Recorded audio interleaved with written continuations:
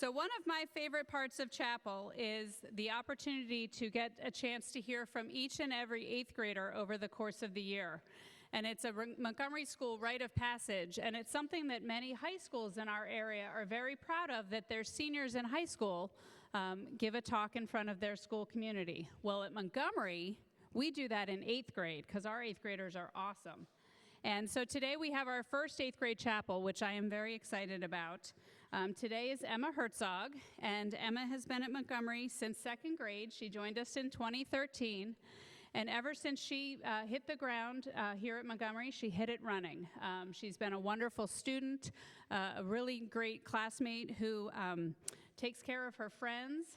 Her teachers describe her as enthusiastic and always willing to help. And I know she's a conscientious student and a hard worker, but I also hear she has a really great sense of humor. It's been fun to watch her up here on the stage in the musicals, but also out on the athletic fields playing field hockey and lacrosse. And I know today that she'll be speaking to us about something that we all manage at some point in our school year. So please welcome to the stage with a nice round of applause, Emma Herzog.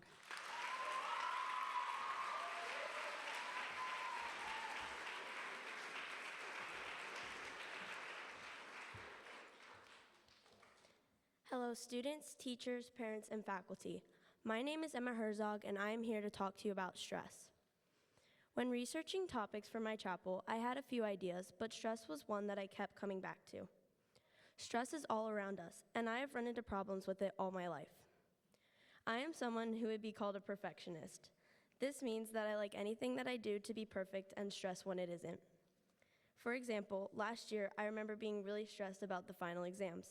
I had heard that 7th grade was the hardest, and the final exams were quickly approaching. Long story short, I ended up studying hard and doing great on my exams. A little bit of stress is good for everyone because it pushes us to work harder, play harder, and become better versions of ourselves. But I am here to teach you about too much stress in your life and how to deal with and control it. As you probably know, stress is different for everyone. As we get older, we work more and are more aware of things, coincidentally causing us more stress. Also, even people of the same age have different types of stress. For example, while people like my friend Cassie and I might stress a lot about school, our friends Caitlin and Sarah might stress more about soccer. I have created a video to show how everyone describes stress differently.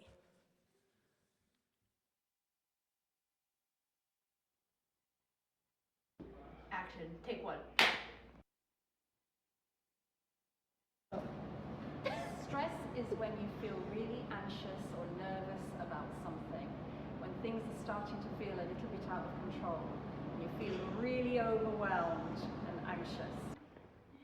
Stress to me is when I'm stressed about a test. Stress is a feeling of panic, but also slightly knowing how to control it. Stress means to me like you're anxious.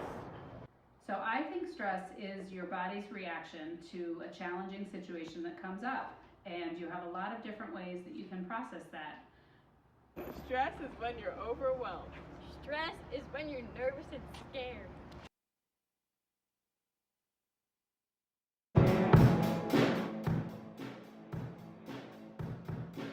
Life is stressful. School is stressful. What stresses us out? What stresses me out is high school applications. I stress out about Shellhorn tests. Well, I'm a pretty laid-back guy. I don't think I stress out about too much. I have a headache right now a little bit. It stressed me out a bit. But I usually stress out about things a lot, and then when they actually happen, I realize that I didn't really need to stress out about them at all. So, chapel song. I stress about speaking in front of people. All right, go ahead. I do not like being defeated on Age of Empires. I stress about math. I stress about projects. I stress about homework, and I stress about doing things correctly. Don't worry about it.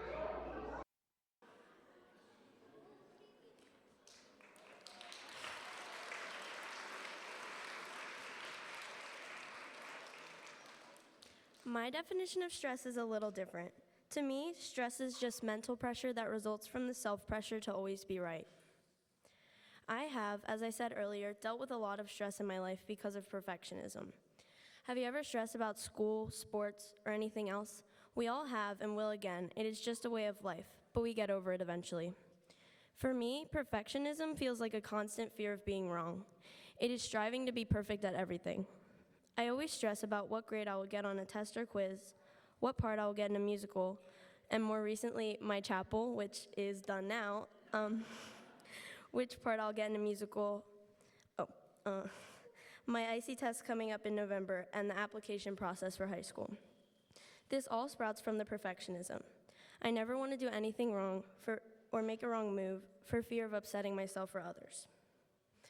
Because I have dealt with stress and perfectionism most of my life, I have tried many things to deal with it, some that work and some that do not.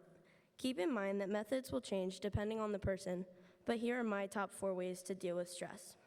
Number 1, sleep. I may sound like your doctor or your parents on this one, but it really works. If I find myself working really late into the night and getting to bed really late, I tell myself that I need to go to sleep.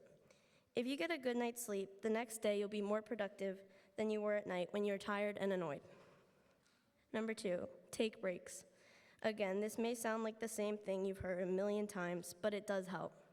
Study or work for 45 minutes or so and take a 15-minute break.